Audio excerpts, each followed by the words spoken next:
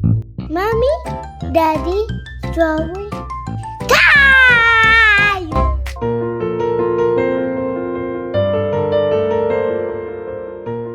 வணக்கம் நண்பர்களே, இன்று நாம் ஒரு அருமையான காதல் கதையை பார்க்க போகிறோம். இந்த கதை சென்னையில் நடக்கிறது, முக்கியமாக ஒரு காஃபி ஷாப்பில். கதையின் நாயகன் கார்த்திக், ஒரு இளம் கலைஞன். அவன் காஃபி ஷாப்பின் கடைசி டேபிளில் உட்கார்ந்து அவன் புத்தகத்தில் வரைந்து கொண்டிருந்தான். கார்த்திக் அவனது கை கடிகாரத்தை பார்த்து, இன்னும் ஒரு நிமிடம்தான்.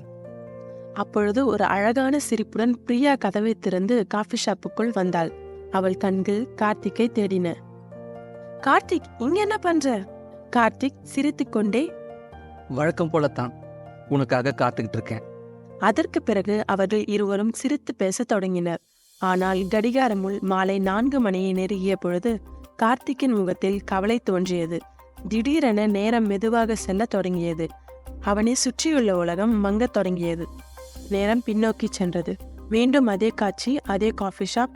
கார்த்திக் மீண்டும் அதே டேபிளில் உட்கார்ந்து தனது வாட்சை பார்த்து கொண்டிருந்தான்.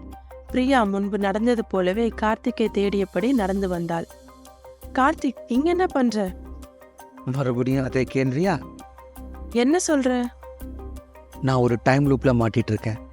ஒவ்வொரு தடவையும் லூப் ஆகும் போதும் உனக்காக நான் இங்க காத்துட்டு இருப்பேன்.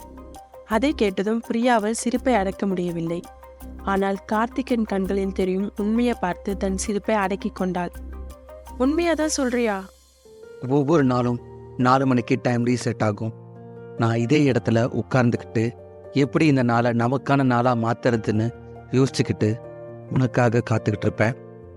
ஆனா ஏன்? ஏன்னா இந்த நாள் தான் நான் உன்னை விட்டு பிரிஞ்ச நாள். மறுபடியும் நம்ம 2 பேரும் ஒன்னா சேர்ந்தா தான் என்னால் இந்த லூப்பை விட்டு வெளியே வர முடியும். கார்த்திக் அவள் மீது வைத்திருக்கும் காதல் அவளை உணர்ச்சி வசப்பட செய்தது. கார்த்திக், என்ன பண்ணணும்னு சொல்லு. 4 மணியை தாண்டி ஒரு நிமிஷம் என்னோட கூட இருந்தனா நம்மால இந்த டைம் லூப்பை உடைக்க முடியும்.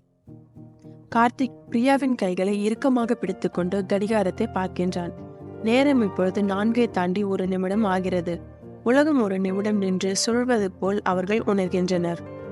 ஒரு நிம்மதி பெருமூச்சுடன் டைம் லூப் உடைகிறது. You did it. இல்ல, we did it. கார்த்திக் பிரியாவை இறுக்கமாக அணைத்துக் கொண்டான். ஆனால் அந்த மகிழ்ச்சி நீடிக்கவில்லை. திடீரென்று பிரியா கார்த்திக்கிடமிருந்து விலகி காற்றில் மறைந்து போனாள். நேரம் பின்னோக்கி சென்றது. மீண்டும் அதே காட்சி, அதே காஃபி ஷாப். மறுபடியும் முதல்ல இருந்தா. பிரியா சிரித்துக் கொண்டே காஃபி ஷாப்புக்குள் நுழைந்தாள். அப்பொழுது குழப்பத்தில் அமர்ந்திருந்த கார்த்திக்கின் முகத்தை பார்த்தவுடன் அவளுடைய சிரிப்பு காணாமல் போனது. கார்த்திக், உனக்கு என்ன ஆச்சு? கார்த்திக் மிகவும் கோபமாக பிரியாவை பார்த்து பேசினான். இது வேலை செய்யல பிரியா.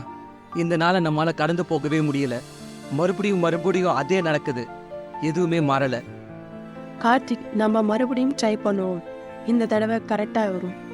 கார்த்திக் கோபத்தில் டேபிளை வேகமாக குத்தினான். ஒரு நிமிடம் அந்த இடமே அமைதியானது. முடியாது. ஐ ஆம் டன். இது எனக்குள்ள இருக்கிற வலியை இன்னும் அதிகமாக்குது. என்னோட சேர்த்து உன்னையும் நான் கஷ்டப்படுத்திட்டு இருக்கேன். ஸோ ஐ ஆம் டன். பிரியா மெல்ல கார்த்திக்கை தொட்டு, கவலைப்படாது, நான் உன்னோட தான் இருக்கேன். நம்ம 2 பேரும் சேர்ந்து எப்படியாவது இதிலிருந்து வெளியே வந்துடுவோம். ஆனால் கார்த்திக் விரக்தியின் உச்சத்திற்கே சென்று தன் தலையை பிடித்துக் கொள்கின்றான். அப்பொழுது அவனுக்கு வித்தியாசமான குரல்கள் கேட்கிறது. யாரோ அவனை அழைப்பதாக உணர்கின்றான். என்ன நடக்குதுங்க? உனக்கு அந்த வாய்ஸ் கேக்குதா? திடீரென காஃபி ஷாப் மருத்துவமனையாக மாறுகிறது. மருத்துவமனை கட்டிலில் கார்த்திக் படுத்துக் கொண்டிருந்தான். மருத்துவர்கள் அவனை காப்பாற்ற போராடி கொண்டிருந்தனர். அவனுடைய இதயம் 2 உலகங்களுக்கிடையே சிக்கி தவித்துக் கொண்டிருந்தது. கார்த்திக் தனது கண்களை மெதுவாக அசைத்தபடியே பழைய நினைவுகளுக்குள் சென்றான். பிளாஷ்பேக். ஒரு அழகான நெடுஞ்சாலையில் கார்த்திக்கும் பிரியாவும் காரில் பயணம் செய்து கொண்டிருந்தனர். காரில் இருவரும் சிரித்து மகிழ்ச்சியாக பேசிக் கொண்டிருந்த பொழுது திடீரென ஒரு லாரி அவர்களது காரின் மீது மோதியது. காரின் கண்ணாடி உடைந்து சிதறியது. பிரியாவும் கார்த்திக்கும் காரில் இருந்து தூக்கி வீசப்பட்டனர். கடைசி நொடியில் பிரியாவின் கை கார்த்திக்கின் பிடியில் இருந்து நழுவி சென்றது. பிரசன்ட் டே. கார்த்திக் மருத்துவமனையில் கண்விழித்து பார்த்த பொழுது பிரியா தன்னை விட்டு பிரிந்து சென்றதை உணர்ந்தான். ஆனால் அவனுடைய மனம் அதை ஏற்றுக்கொள்ளவில்லை. மெதுவாக தனது கைகளை மேலே உயர்த்தி பிரியா என்று மெல்லிய குரலில் அழைத்தவாறே மயங்கினான். மீண்டும் அதே காஃபி ஷாப், அதே காட்சி. ஆனால் இப்பொழுது கார்த்திக்கு உண்மை தெரியும். அவன் கண்கள் வாசலை பார்த்து கொண்டிருந்தது. அவனுடைய இதயம் பிரியாவின் வருகைக்காக துடித்து கொண்டிருந்தது. ஹாய் கார்த்திக், உன்னுடைய நினைப்பு வேற எங்கேயோ இருக்கு போல. மனசுல என்ன நினைச்சிட்டு இருக்க? உன்னைத்தான், உன்னை மட்டும்தான். உனக்காக எப்போவுமே காத்திருப்பேன். எனக்காகவா? ஏன்? ஏன்னா இங்கே தான் உன்னோட நெருக்கமாக இருக்கிற மாதிரி உணர்றேன். கண்டிப்பாக இங்கே மிராக்கிள் நடக்கும்னு நம்புகிறேன். அவர்கள் முதலில் சந்தித்தது இந்த காஃபி ஷாப்பில் தான்.